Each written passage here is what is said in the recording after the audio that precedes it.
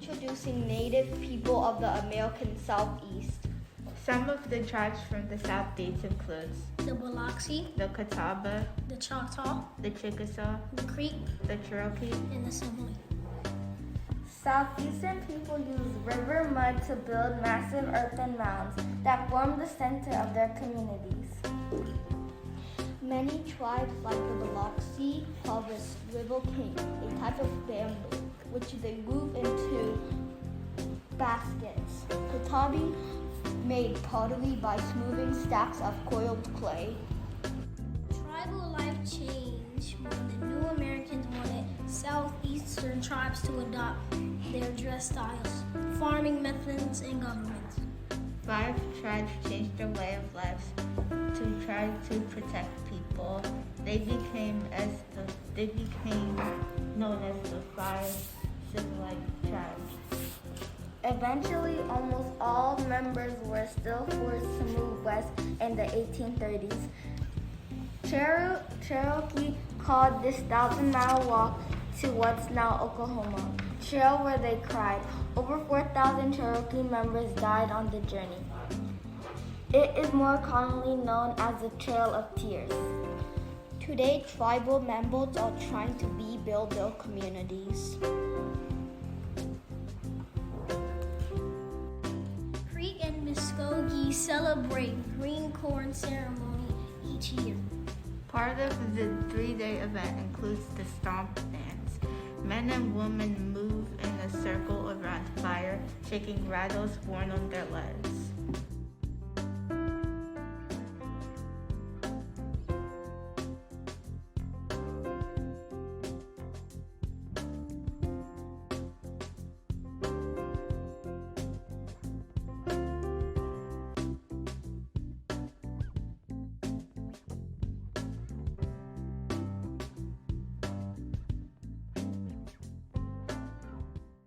Created using Powtoon.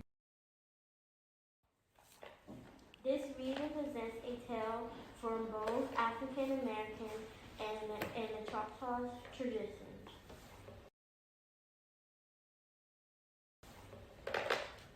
It is told in the book Crossing the Chico by Tim Tingle and illustrated by June Bridges, both of whom are Native American. A tale of a river called Bochito in Mississippi. It takes place before the Civil War and the Trail of Tears.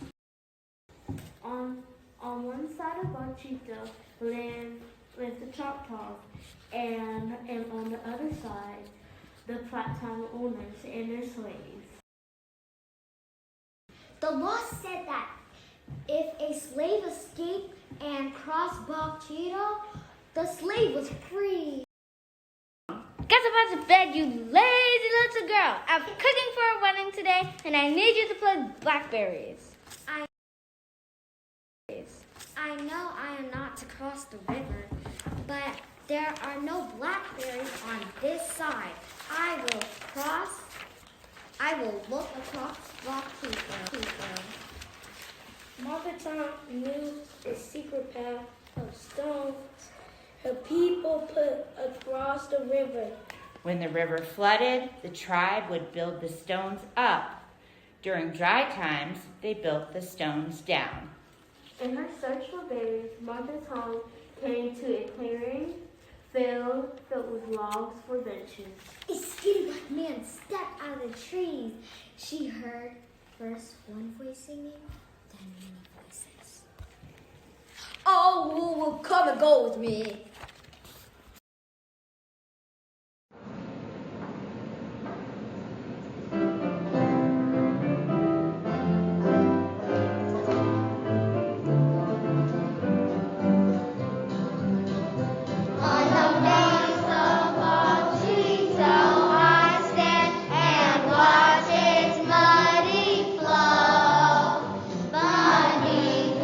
Surface and the rocks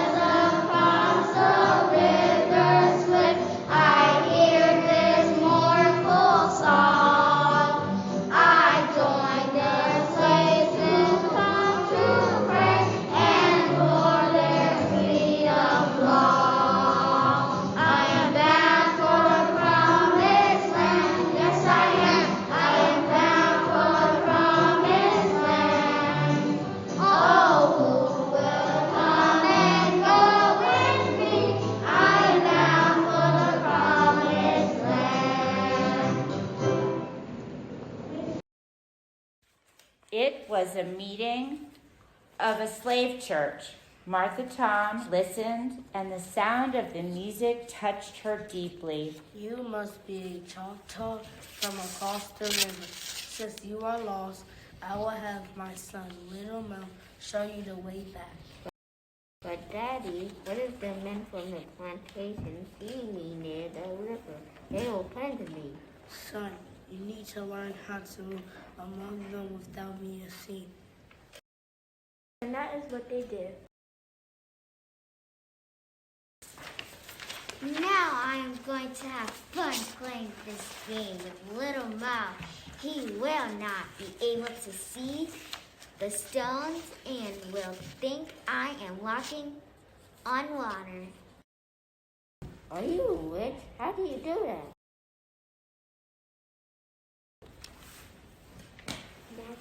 Martha Tom showed him the secret stone path. Way ya, hey ya, way ya, hey ya. The tribe was chanting music for the wedding ceremony. The sound of the music touched Little Mo deeply. Martha Tom was crossing Bochito each Sunday to sit in church with Little Mo's family. Trouble came. 20 slaves were sold, and Little Mo's mother was on the list of slaves to be sent away. How will I tell my family that this has happened? I will wait until we have had supper so we can enjoy this time together. After support Big Mo give this family heartbreaking news. There was much crying. Daddy, Martha Tom showed me how to cross Boxito. We can get away. Plantation owners will have dogs guarding the river tonight. But Daddy, remember you told me how to be invisible? You are right, Little Mo. We must try. Did Little Mo and his family escape? Did they indeed become invisible? There's only one way to find out. Read Crossing Bochito to see how the story ends. Fry bread, a Native American family tradition written by Kevin Noble Millard, illustrated by Juana Martinez Neal.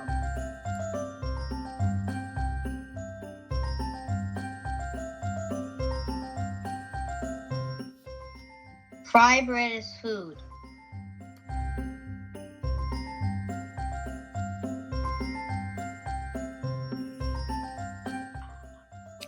Flour, salt, water, cornmeal, baking powder, perhaps milk, maybe sugar, all mixed together in a big bowl.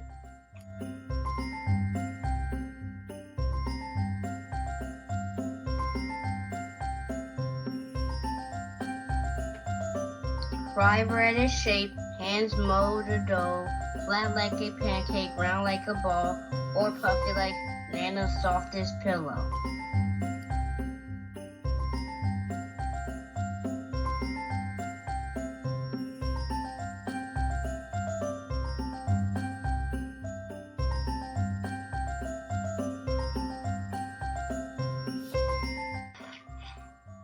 Fry bread is how the skillet clangs on the stove, the fire blazes from below, the bubbles sizzle and pop.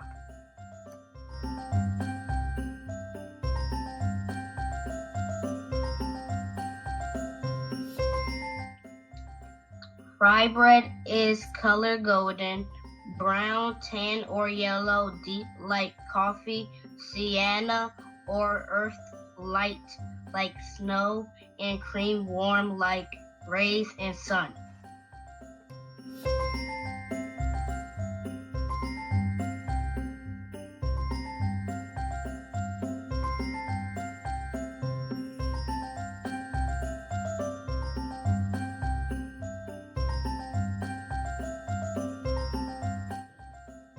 Fry bread is flavored seed beans or soup, smell tacos, cheese, and vegetables, delight and honey and jam, rise to discover what brings us together.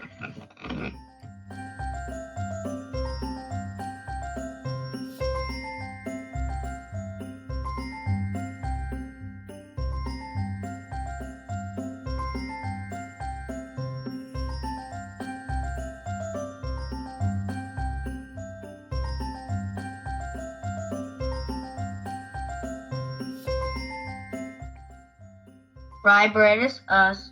We are still here, elder and young, friend and neighbor.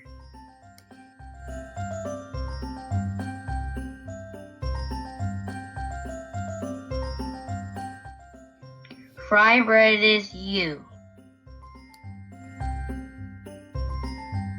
Created by David Okonkwo.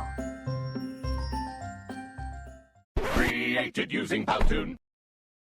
Today's presentation is on the Indigenous Americans of the Southwest.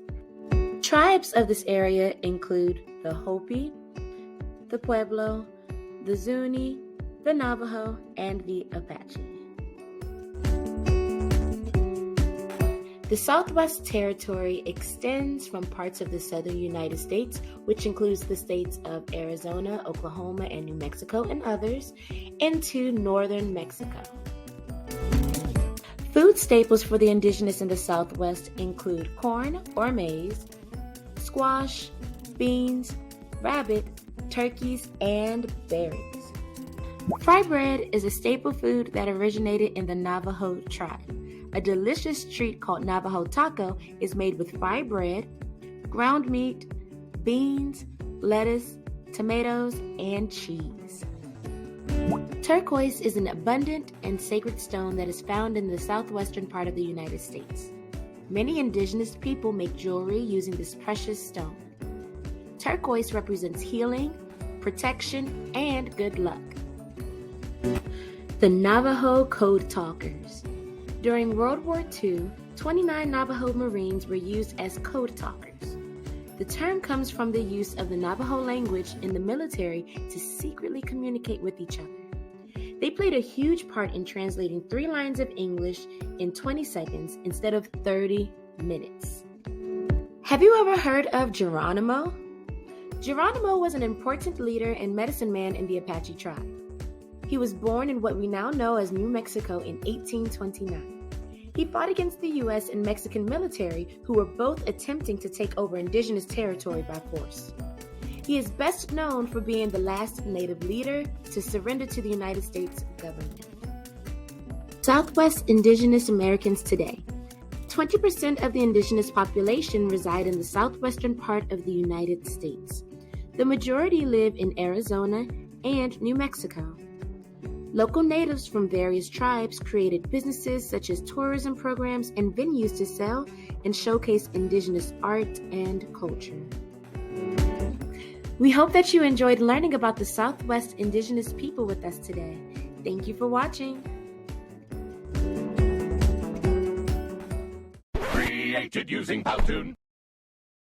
Introducing a Native American tale from the Northeast, How Chipmunk Got His Stripes. Written by Joseph and James Woodland. Pictures by Chelsea Ardu and Erla Lewin.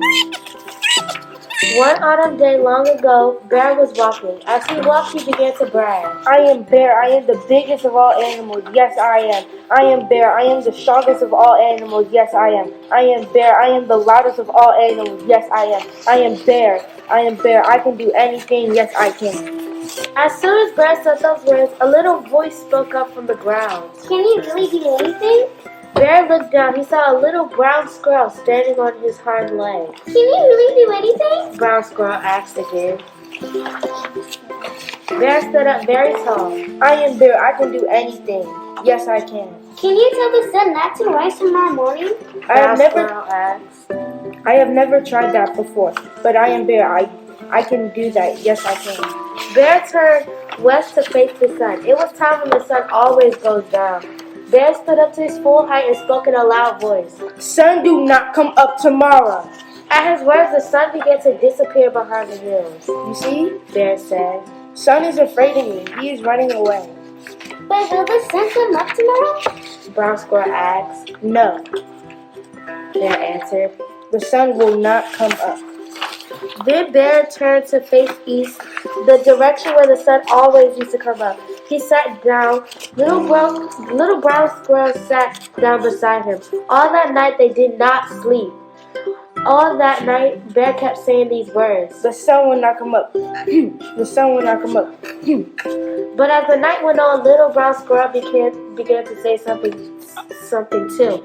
He said these words. The sun is going to rise. Woo! The sun is going to rise. Woo! All through the night, they sat there. One by one, another animals gathered around them. Fox, wolf, deer, and moose, rabbit and porcupine, hawk and owl, otter and beaver, frog and turtle, and even the little mice came. They wanted to see who would be right, bear or brown squirrel.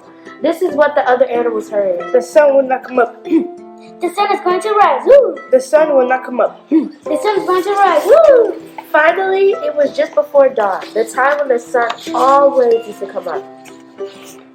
Look, said Turtle. A little bit of red is starting to show. Yes, Said Owl. I believe the sun will rise today. Bear only chanted louder. The sun will not come up. But right next to him, Little Brown Squirrel piped up. The sun is going to rise. Woo! And the sun came up. The birds sang their welcoming songs. The bright light of the new day spread over the land. Everyone was happy except one animal. That was Animal Bear. He sat there with his head down with a grumpy look on his face. The happiest animal of all was Little Brown Squirrel. The sun came up, he chirped. The sun came up, the sun came up, the sun came up. Brown Squirrel was so happy, he forgot what his wise old grandmother had told him when he was very young. Brown squirrel, His grandmother had said, it is good to be right about something, but when someone else is wrong, it is not a good idea to tease him. Now Little Brown Squirrel began to tease Bear. Bear is foolish, the sun came up. Bear is silly, the sun came up. Bear is stupid, the sun came up. The bear's big paw came down on Little Brown Squirrel, pinning him to the ground. The bear leaned over and opened his huge mouth. Yes, the bear growled. The sun did come up. Yes, I do look foolish. But you will not live to see another sunrise. You will not ever tease anyone else again, because I, Bear, are going to eat you. Brown Squirrel thought fast. You are right to eat me, He said. I was wrong to tease you. I would like to say I'm sorry.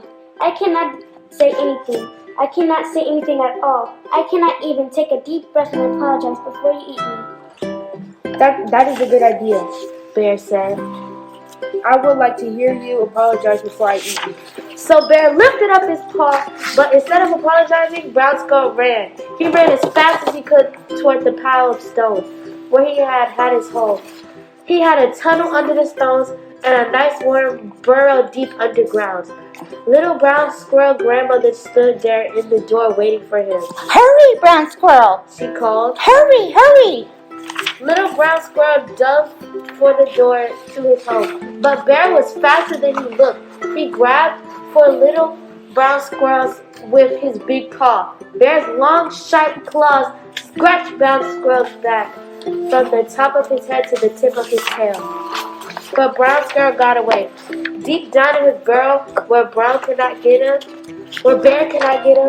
Brown Squirrel curled up next to his grandmother and slept all winter while those scratches on his back healed. When spring came again, Little Brown Squirrel came out of his hole and looked at himself. There were long, pale stripes all the way down his back where Bear had scratched him. He was Brown Squirrel no longer. Now he was Chipmunk. The stripe won. That is how Chipmunk got his stripes. Ever since then, Chipmunk has been the first animal to get up every morning as the sun rises. He scoots to the top of the tallest tree to sing his song. The sun came up, the sun came up, the sun came up, the sun came up. And ever since then, Bear has been the last animal to get up. He does not like to hear Chipmunk's song. It reminds him, as it reminds us all, that no one, not even Bear, could do anything.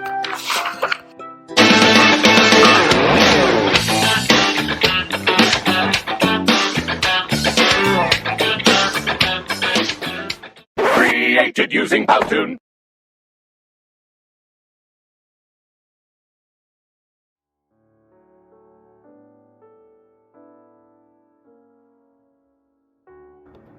Hello, the Whittier Elementary School SEM students and the Native American Committee would like to invite you to attend a candlelight vigil and to honor all the Indigenous children found at residential schools all throughout Canada. It will be held at the Upper Playground on November 17th at 4:30 at Whittier.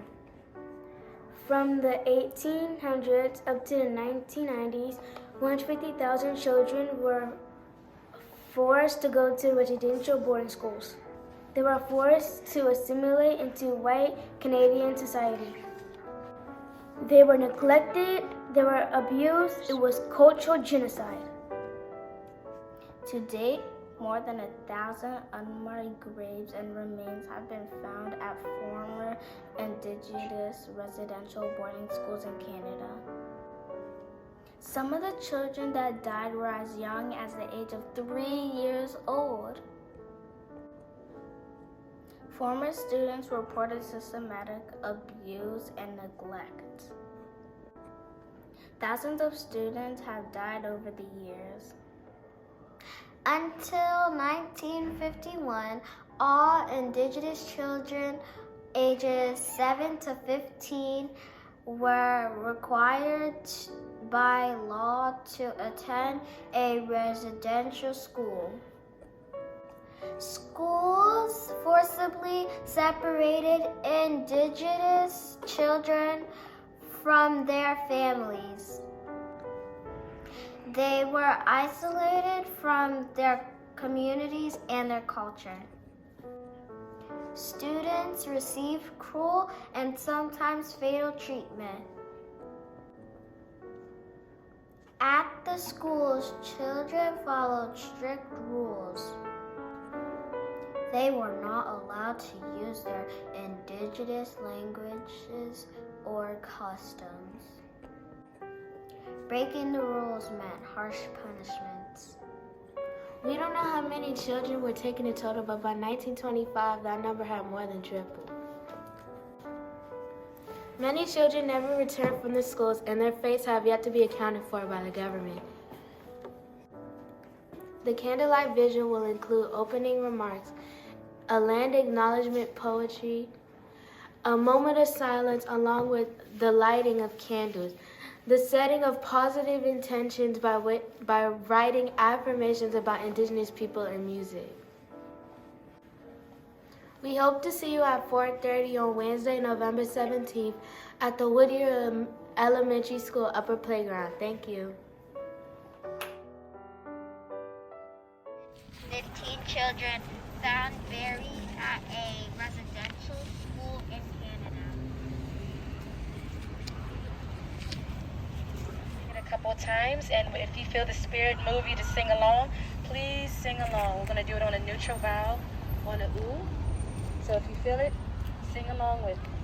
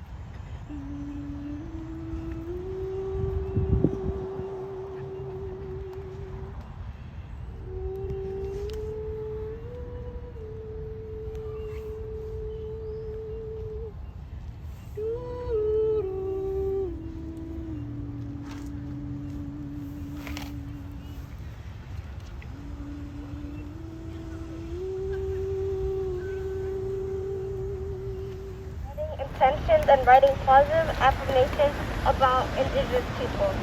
These are our examples. Indigenous people are important. Indigenous people are valuable. We thank Indigenous people for taking care of our land.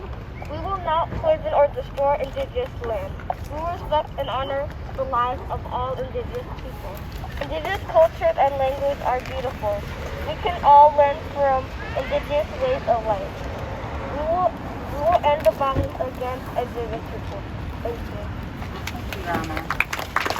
So as a Catawba and Blackfoot person, I really value this, and I appreciate all of you being here, so thank you. If you would like to partake in our activity, come on up to the table. We have some markers here and different colored cards, and you can write on here's a positive message, a positive thought. Also draw pictures. Oh yeah, you can draw a picture instead if you'd like, or and then put it in here. We're going to make a display out of it. Thank you.